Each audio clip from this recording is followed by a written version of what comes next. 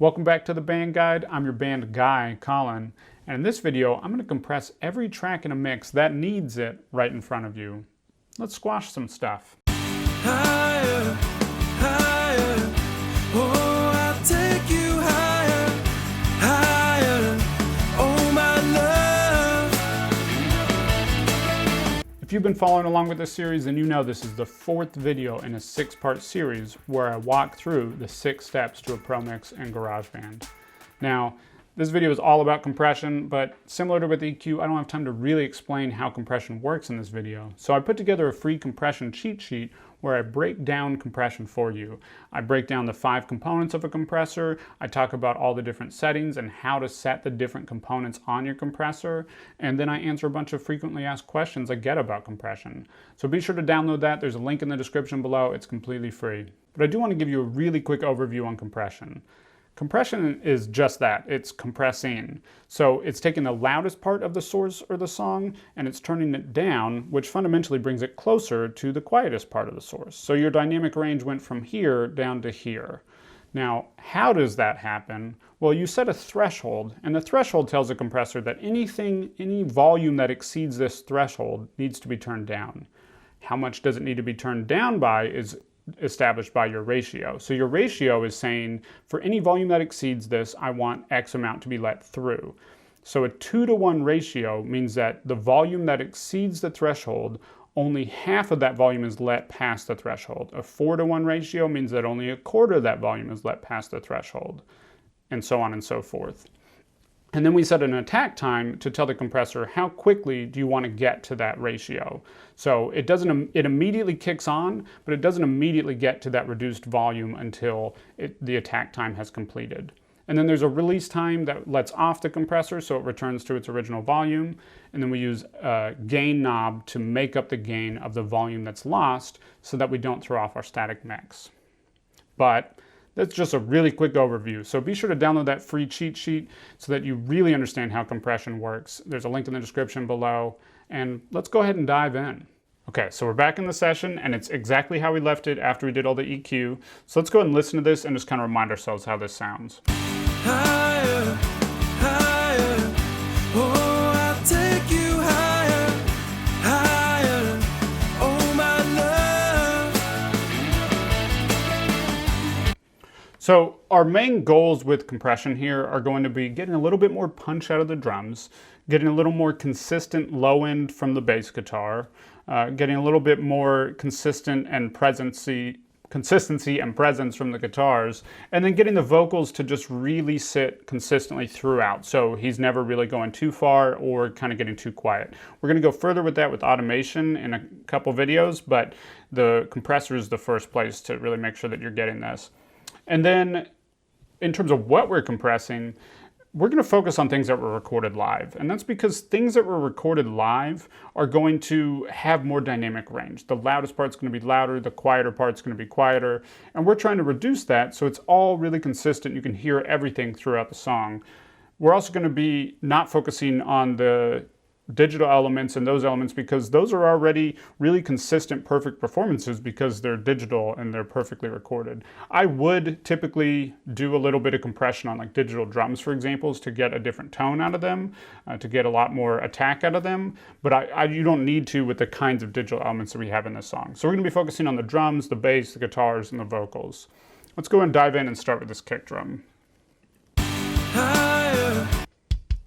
So before we get started, in terms of plugin order, I can't go deep into plugin order, but in short, the plugins happen in order that they are listed here. So this first plugin is going to be directly after the audio source.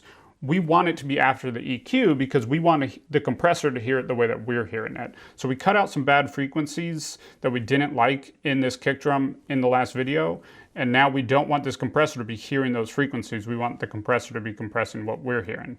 So we're going to move this compressor down to after. That's my general philosophy, is compress after you EQ. So we're going to start by setting a pretty high ratio, kind of double what I'm thinking. With drums, I typically am in the 4 or 5-to-1 ratio, so we're going to double it and start at 10-to-1. We're going to keep the attack. We're going to bring the gain back down. I might turn it up in a minute, but we'll start with this. And then we're going to bring it down until we're really hearing the compression.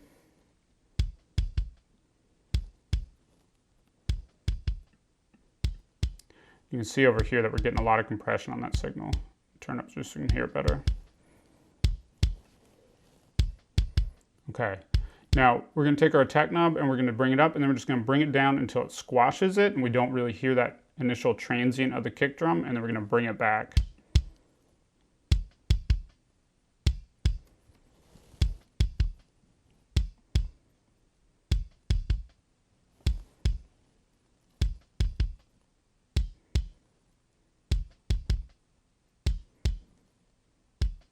So I'm really losing that transient here. I'm going to bring it back.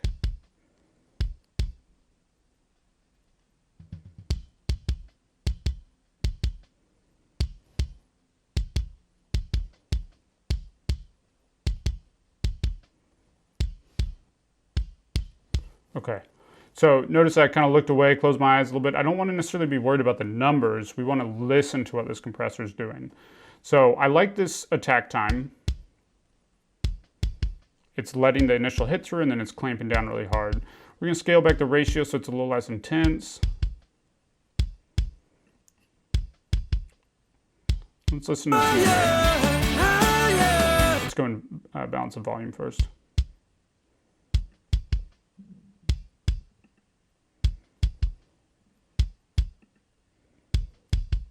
I'm going to bring this up just a little bit. Yeah, so it's a little bit less intense. There we go. Listen to that punch right there. Okay, so bring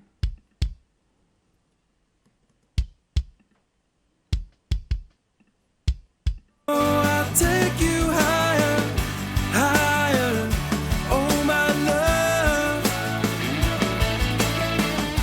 Higher, higher, oh. awesome. Let's go and move on to the snare. Same thing. We're going to bring this compressor down. Higher, higher.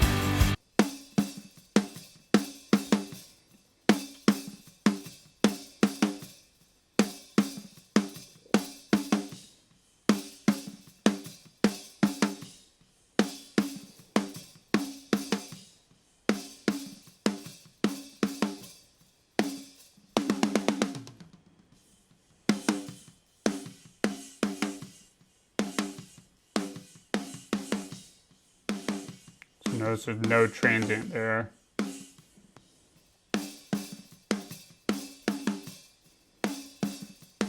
going to do this one in the context of the mix. Higher, higher, oh, I'll take you higher, higher, oh my love. Higher, higher, oh, I'll take you higher, higher, oh my love. Higher, higher, oh, I'll take you higher, higher, oh my love. Higher, higher, oh, I'll take you higher.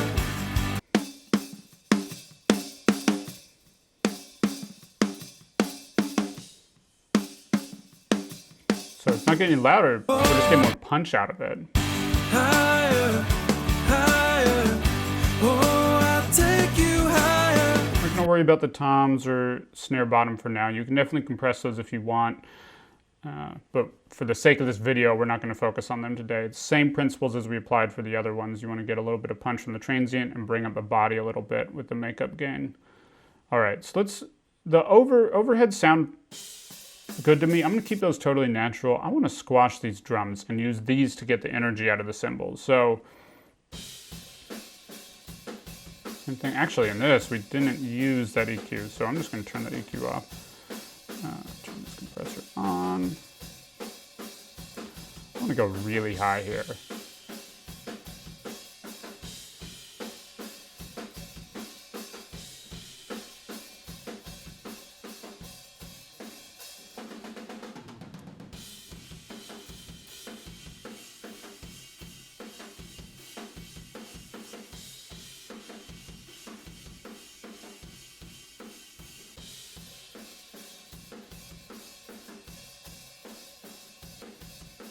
able to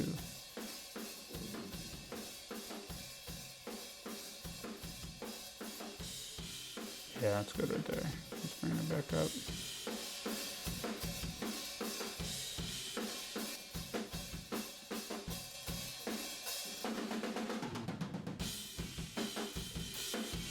Just more energy from that.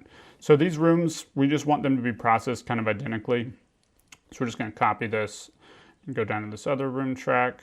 Turn that off since it's not doing anything. This compressor here, and we'll paste right there. Higher, higher, higher, oh my love. Higher, higher, oh I'll take you higher, higher, oh my. Cool. Higher, higher, oh I'll take you higher, higher, oh my love. Higher, higher, oh I'll take you higher, higher.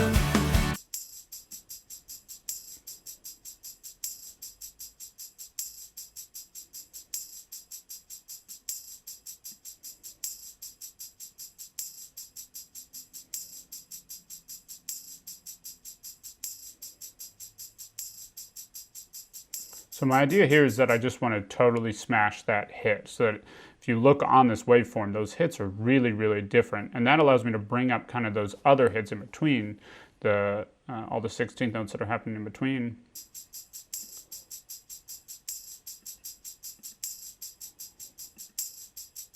So we're not bringing up the track volume at all, but we're getting more of those in-between notes.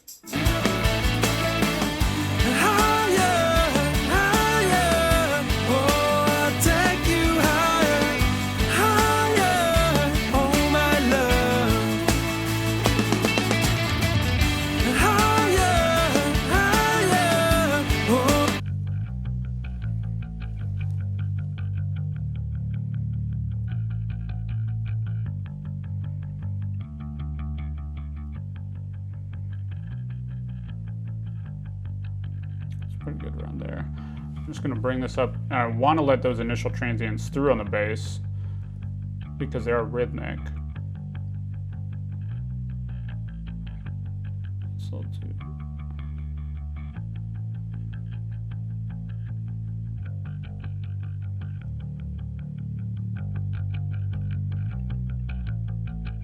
Let's bring that ratio down just a little bit.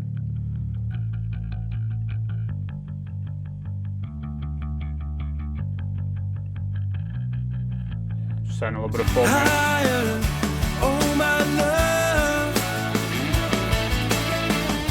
Higher, higher, oh I'll take you higher, higher. At this point, I'm going to keep this acoustic pretty wide. It's not crazy dynamic, and it adds a lot of that rhythm. So I'm going to keep that uncompressed for now.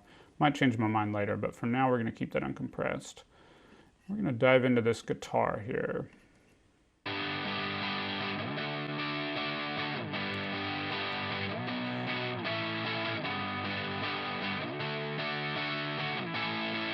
This ratio. There we go.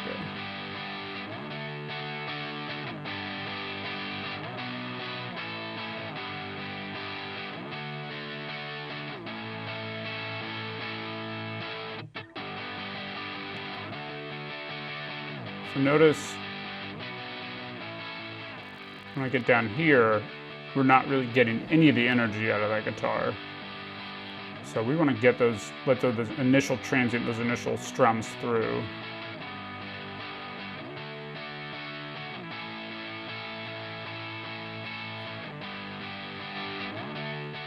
Let's bring this ratio back down.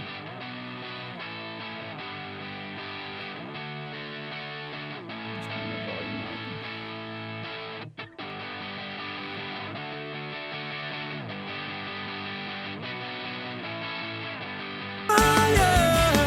This in the song.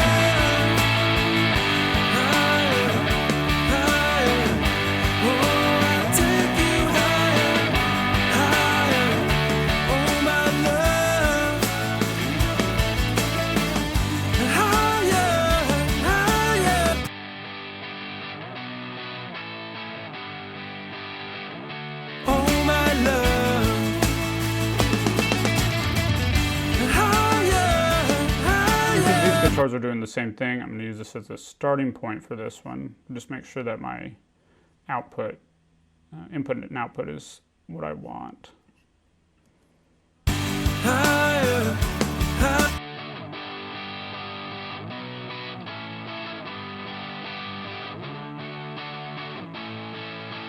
Great. You still get that transient, but then you get a little bit more body between every strum. Otherwise, it kind of tapers off between every strum. I love it. Higher, higher. Oh, I'll take you higher, higher. Oh, my I'm going to say it's worth noting that these are subtle changes. These aren't huge changes, but when you do little subtle changes throughout your entire mix, start by setting your settings aggressive and too much, and then scale them back. Then your subtle changes add up, and that's how you get to a really dynamically controlled mix that sounds really good and really professional. Speaking of subtle changes, compression on lead vocals is definitely an area where you'd want a fair amount of compression. If it's a really light acoustic track, you might not need nearly as much as we're going to do, but the way I like to do my compression on lead vocals is with compression stacking. We actually used a little bit of compression when we recorded this because we did it up in that great studio up in New York. So this vocal already has a little bit of compression recorded into it. Don't worry about doing that at home. You can compress after in GarageBand and you don't have to worry about if you mess up your compression settings. But you put a little bit of compression after, and I like to think of it in two forms. So we do a fast compression that's catching the dynamics, the things that are going past the threshold, and turning those down just a little bit so that it stays fairly consistent. And then I do a second for tone that's kind of running consistently throughout most of the vocals, but is more focused on just bringing it down even further so that the tone of the voice and the subtleties within the recording are brought up just a little bit more. So let me show you a little bit about that. So we're going to have two compressors on this vocal. Solo this, and I'm just going to say right now, this part goes out to John. I know his wife loves hearing higher, higher over again when he watches these videos. Higher, higher. So I want this first one to be slightly more aggressive, a 4-to-1 ratio. So we're going to start by setting it, a 6-to-1, 8-to-1, so we can get our settings. And we're going to bring the threshold down. Higher, higher. Oh, I'll take you A higher, little bit too much. higher. Oh, my Bring it a little love. bit down to here better. Higher. And then I really wanted to quickly catch any of the quick dynamics. So we want the attack time to be pretty short on this. Higher, higher.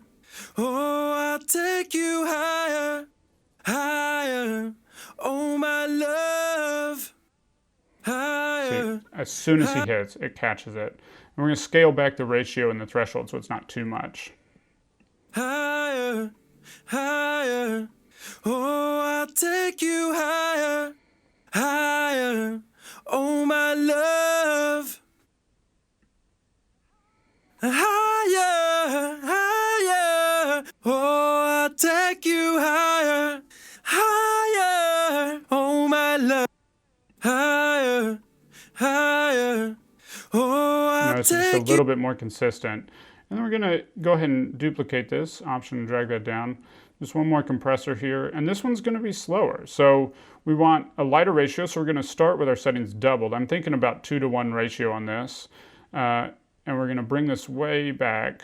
Let's see. higher, higher. Oh, I'll The idea take with this you is that we're higher, just kind of pumping through slowly and consistently. higher, higher. Oh, I'll take you higher, higher. Oh, my love. Higher, higher. Oh, my love. Oh, my love. All right. Higher, higher. Oh, I'll take you higher, higher. Oh, my love. Higher, higher. So notice there's like a little bit more body in that vocal with these compressors. Higher, higher. Oh, I'll take you higher, higher. Oh, my Just a little love. bit more body comes into the vocals. It's awesome. Okay, now so for all these background vocals, I'm going to use that fast compression setting to just make sure I'm catching all of the transients and I'm keeping the dynamic range a little bit narrower. And then I'm just going to be scaling, making sure the input and output is kind of getting about the right setting that I want. So I'll fast forward through those. But before I do that, I'm going to do these pads, because these vocal pads are a really neat way to add a lot of natural, organic sounding vocals and organic sounding recording into your mixes, but you don't want them to be kind of going all over the place dynamically. So we're going to use the compressor to make it nice and consistent no matter what note you're going. If you're getting to the end of a note and your breath starts to fail, or just drop in volume a little bit, this will help keep that consistent. So let's see, we're kind of treating this like a vocal, it's a vocal pad is what it is. So we're going to turn this volume up so you can hear it a little bit better. And these are lower volume source, so I already know my threshold is going to be lower. And I want a light ratio on this because I don't want it to be intense, I just want it to be consistent. So we'll start here and then we'll scale it back. Let's see.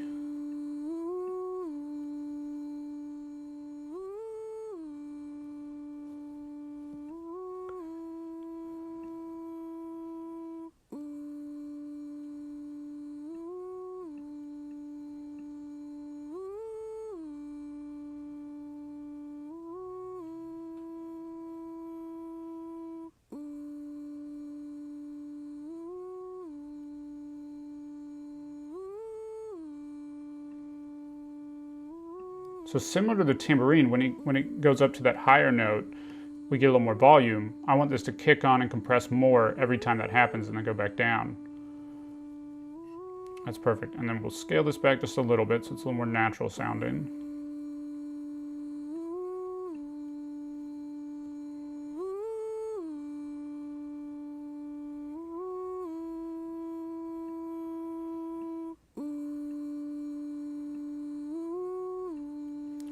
All right.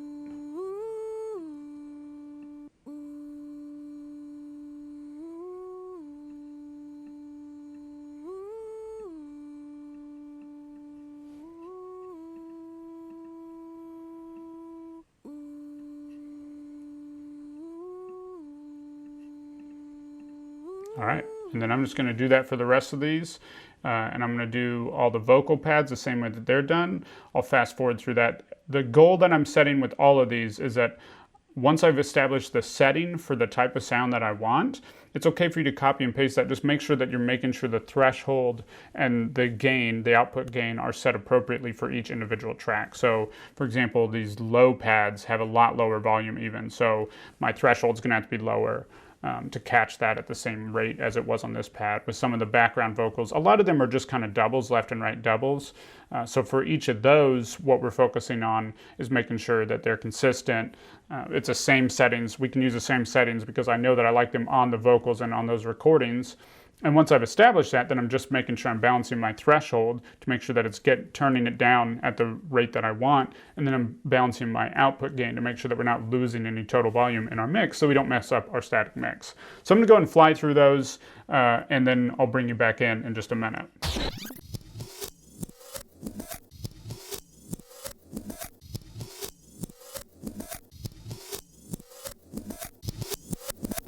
And that's it. We just did the compression on an entire song. Now again, I'm doing quick demonstrations here. So if I were doing the final mix on this, I might spend a little bit of time tweaking these settings. I might find something else that I do want to compress. But right now, this is already in a really, really good place. We're getting more punch out of the drums. We're getting more consistency out of the vocals. We're getting a little more presence out of the guitars. We're getting a little more presence out of the bass guitar, just kind of laying a solid foundation in the low end throughout the song. And that's all through compression. Compression is huge in doing this. It's a great tool, and it's just subtle throughout. You don't want to do too much compression at any stage unless you're doing it kind of as an effect like we are in the drums and the drum rooms and the kick and the snare. In general, you want subtle changes and you want serial compression. At minimum, we're hitting everything with compression twice because we have a compressor on individual tracks, and then we have compression on the master bus that's compressing the whole mix and gluing it together and helping it sound cohesive. Let's go and take a minute and listen to the before compression and after compression and see if you can notice a difference. Listen for more punch in the drums, more presence in the guitars, more presence in the bass guitar, and a little more presence and consistency in the vocals throughout. Check it out. Higher, higher, oh, I'll take you higher, higher, oh, my love. Higher, higher, oh, I'll take you higher, higher, oh, my love. Compression. Punch, presence, consistency. Those are three things that every professional mix has, and compression is the tool to help you get that on your mixes. Now, this is a quick overview on how to compress different types of tracks across a full song, but it is certainly not a deep dive into compression. So be sure to download that free compression cheat sheet where I explain what all the different parts of compressors are, how to use them, how to set them, so that you really understand how compression works so that you can start using it on your mixes. Be sure to download that. There's a link in the description below. It's completely free. And if this video is helpful for you, be sure to subscribe. I'm back every week. As always, I want to finish this video with a question for you. And my question this week is, do you use compression? And if so, how do you use compression? Let me know in the comments below, and I'll see you next week where we're finally putting reverb into this song. One thing at a time, I can